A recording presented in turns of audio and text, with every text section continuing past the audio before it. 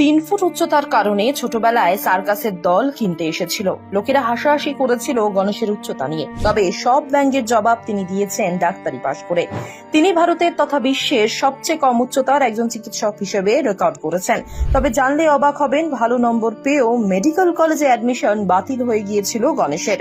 কারণ medical council of India মনে করেছিল এত খাটো উচ্চতার একজন ছাত্র ডাক্তারি পড়ার উপযুক্ত নন।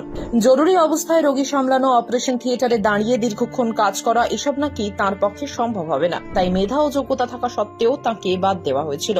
কিন্তু এখানেই হাল ছেড়ে দেননি গণেশ। শুরু হয় এক দীর্ঘ আইনি লড়াই।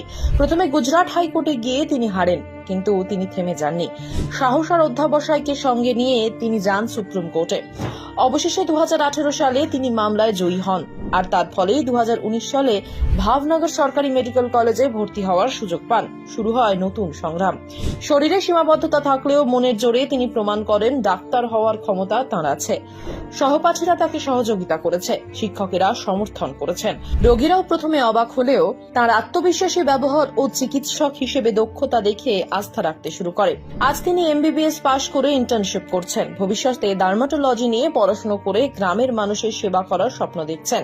তাঁর উচ্চতা মাত্র 3 ফুট 4 ইঞ্চি, ওজন 18 কেজি। কিন্তু এই সীমাবদ্ধতা তাঁকে দমাতে পারেনি।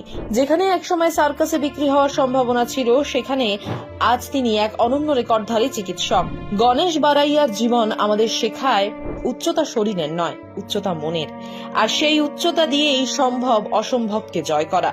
গণেশ একাধিক সাক্ষাৎকারে বলেছেন, আমার ইচ্ছে আমি এমন জায়গায় চিকিৎসা দেব যেখানে ডাক্তার পাওয়া যায় না।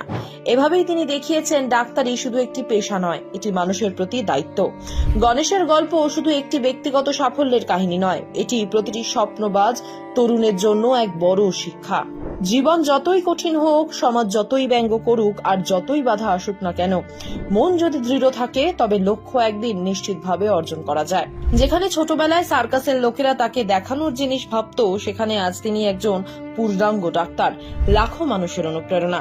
গণেশ বারাইয়া প্রমাণ করেছেন শরীরের উচ্চতা মানুষের পরিচয় নয়, আসল উচ্চতা মাপা যায় স্বপ্ন, সাহস আর অধ্যাবসায় দিয়ে।